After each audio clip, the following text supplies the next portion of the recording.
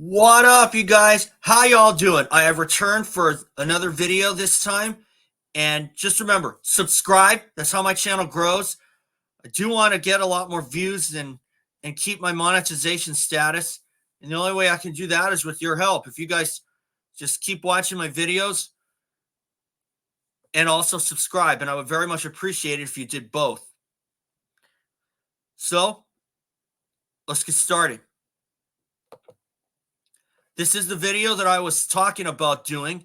UH men's basketball has turned a corner or changed for the best, as my banner says.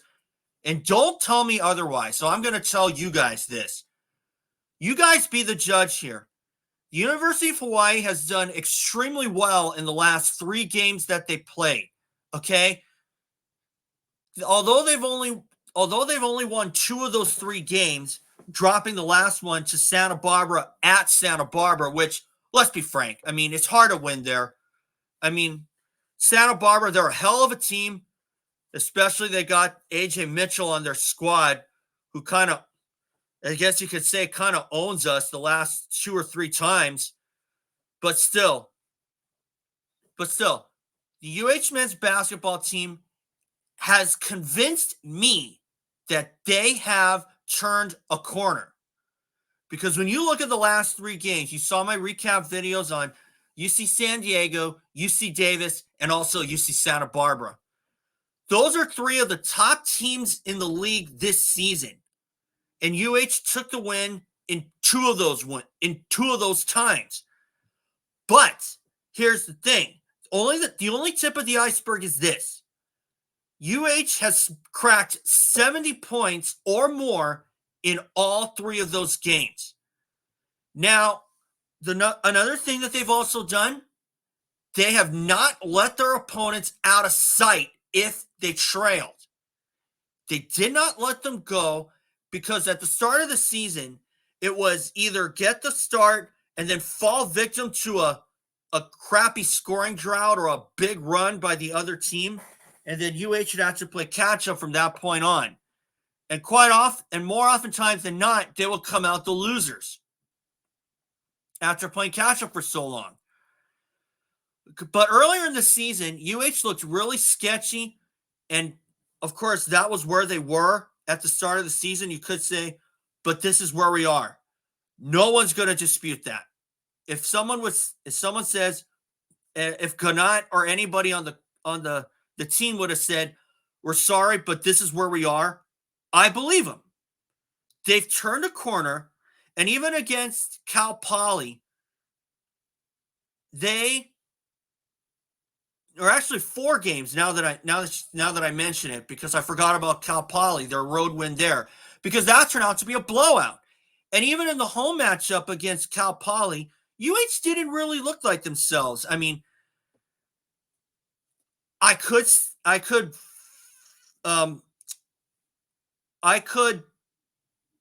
vehemently say that because UH looked like they were going to blow Cal Poly out, and they ended up winning by a pretty significant margin. They won 83-73. But quite frankly, I would have picked them to win by a little bit more than that. But of course, you can't discount your talent like Kobe Sanders and Joel Armatrading on Cal Poly.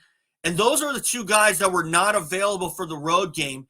And that turned out to be a blowout. And UH won 90-53, I believe.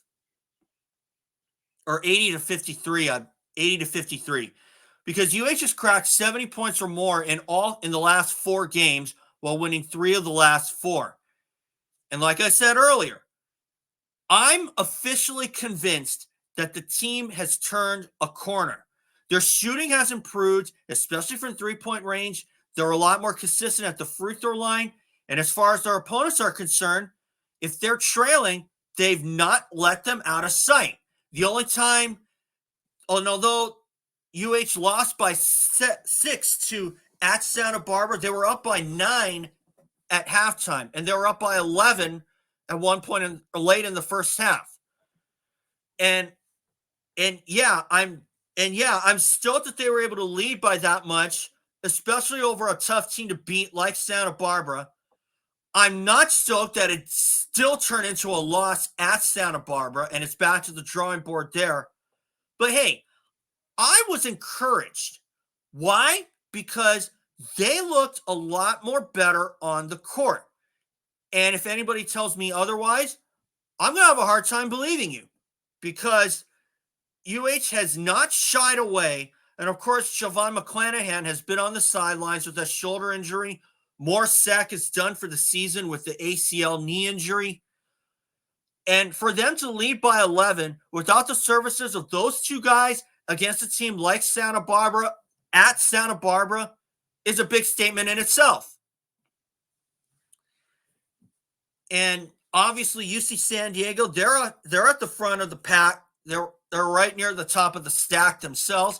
And UH took it to them and beat them in overtime, 94-86. Okay? And UCSD, they had absolutely no answer for Juan Munoz, because he hit 2 triples in the home matchup to ultimately tie the game. The second one was enough to send UH to overtime, where they won. They only missed 2 times in the overtime period, and they made both of their triples via Ryan Rapp. And of course, against UC Davis, UH was 9 for 11 from three-point range in the first half. And they were cooled off a little bit, going 3 for 9, but still, 12 for 20 may not look like a school record. In fact, it is not a school record, but still, you look at how hard that they played, that's enough proof in my mind that this team has turned a corner. And head coach Aran Ganat was confident that the team was going to turn a corner. I believed him. And from what I've seen in the last 4 games, they've proven it. And for those of you out there who think that for some of the haters on social media that say, oh, Ganat's got to go or whatnot, or this team sucks. Really, do you even hear yourself right now? Did you even watch 2 minutes of that game or listen to 2 minutes of the radio broadcast like I did? Because I listened to pretty much every single minute of every radio broadcast this season. And as far as I can tell, and as far as what I'm concerned, and from watching the ESPN Plus broadcast on another YouTube channel, shout out to that guy right there, to post the road victories for the University of Hawaii, I'm convinced they've turned a corner. Because I take one look at this team and I see how hard that they play, and I just know. And that just comes after following this team for 27 years. Okay? And I've been at the media desk for now 2 seasons. And I believe in Ganat just as much as the next person out there who does.